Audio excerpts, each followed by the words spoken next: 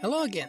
I originally didn't plan on making anything other than the main game design analysis on this channel, but after I wrapped up my Pokémon Red and Blue series, I found myself with a lot of interesting stuff I wanted to talk about, but couldn't fit on the text. So, of course, I decided to partake on the ancient internet tradition of the top 5 list. These are, in my opinion, the top 5 interesting quirks in Pokémon Generation 1. Critical hits. Since Pokémon Gold and Silver, every damaging attack normally has a 6.25% chance of scoring a critical hit, dealing twice as much damage, or 50% more in the 3DS games. In Generation 1 though, things worked quite differently. Critical hits in Generation 1 were based on the attacking Pokémon's base speed.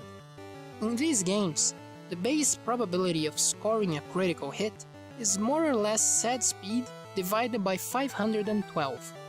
This means that the fastest possible Pokémon, which in this case is an Electrode, with a maximum speed value of 378 at max level with perfect stats, has a chance of about 73.8% of scoring a critical hit for every attack it uses. But that is not all. Attacks that have a high critical hit ratio, such as Razor Leaf and Slash, are 8 times as likely to score a critical, meaning the chance is the Pokémon's base speed divided by a staggering 64. This effectively means every Pokémon using one of these attacks with more than 64 base speed will have almost 100% chance of getting a critical hit. Why almost 100 and not absolutely 100? Wait a little. To add to the bizarrity, critical hits have a quirk that can actually make them worse than normal moves. In recent games, if the defending Pokémon has its defensive stats increased by a move such as Harden, that change will be ignored by a critical hit. In Generation 1 though, all stat modifications were ignored by critical hits, for both Pokémon. Finally, the move Focus Energy and the item Dari Hit are supposed to increase a Pokémon's chance of getting a critical hit. Due to a programming mistake though, they actually cut the chances of getting a critical hit to only 25% of the original. Every attack can miss. Remember what I said about a critical hit with a Slash coming from a fast Pokémon being almost guaranteed? There is a reason for that. As the Game Boy works with an 8-bit CPU, it cannot normally work with integer numbers above 255, as that is the biggest number a sequence of 8 bits can work with.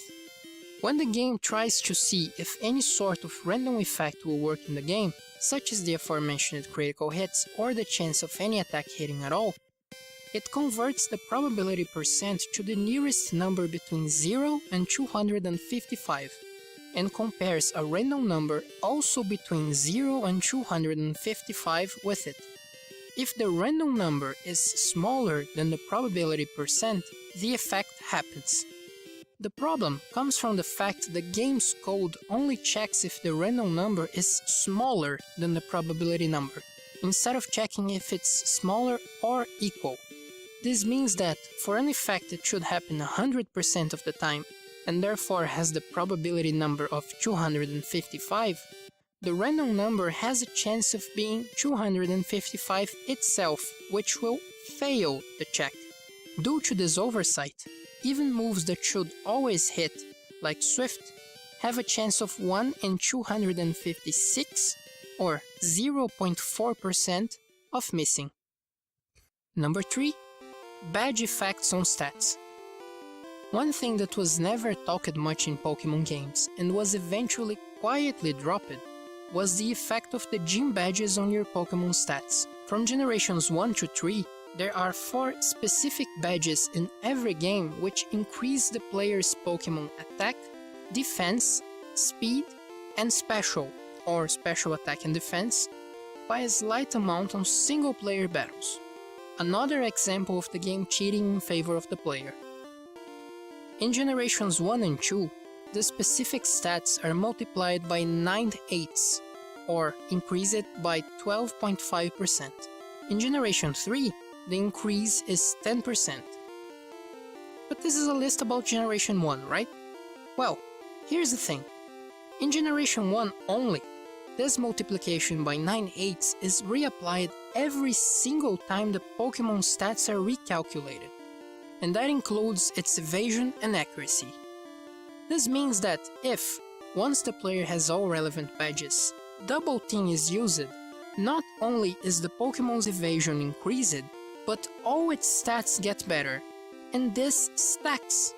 Using Double Team 6 times means the Pokémon will not only be very hard to hit, it will also have all its stats multiplied by 1.125 to the power of 6, which results in slightly over 2. That's about the same as increasing every single stat by 2 stages. Toxic and Leech Seed. The move Toxic makes a Pokémon poison and takes away twice as much health every turn. The move Leech Seed normally drains 1/8 of the target's health and gives half of that back to the attacker. What links those moves? The original Japanese releases of Generation 1, Red and Green, had only 512 kilobytes of space on the cartridge to work with. By comparison, Gold and Silver have 2 megabytes, 4 times more. To make a game with the scale of Pokémon fit in such a small space, the developers had to get very creative. That's why, for example, Pokémon back sprites are scaled up masses of pixels. Everything is compressed as much as possible. However, this is only ROM, or read-only memory. It contains all of the game's code and assets, but, as the name implies, cannot be modified. To actually run the game, you need some memory space that can be modified. So it can be used to record all of the player's data, their location, Pokémon, and everything else. That is Random Access Memory, or RAM, and that's when things get tricky. By itself, the Game Boy only has 8 kilobytes of RAM. The game cartridges can contain up to 32 extra kilobytes of RAM, that is also used to save the game. That means that everything about the player and the current play session has to fit in those 40 kilobytes, and the cartridge's 32 must be used to record everything that is permanent to the player, such as their Pokémon. To save as much space as possible, both Toxic and Leech Seed draw from the same variable in the game's code to check how much health should be taken from the opponent. Every time health is taken, the counter increases by 1. This spares the developers from having to get the extra space for another variable, but also has the side effect of stacking those moves. Suppose a Pokémon gets poisoned and affected by Leech Seed on the same turn.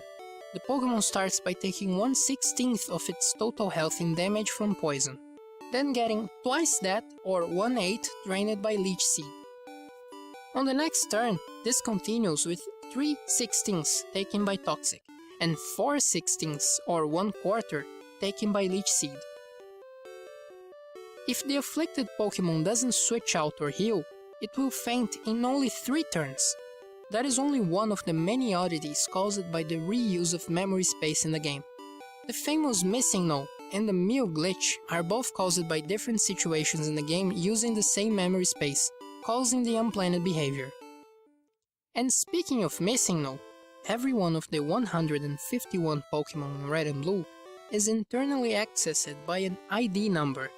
In later games, the IDs are mostly the same as we see in the game's Pokédex, but this is not the case in Generation 1. The Pokémon here are organized in a very random way, presumably the order they were conceptualized. The biggest indication of that is the fact that the Pokémon confirmed to have been the very first one to be created, Rhydon, has the ID number 1.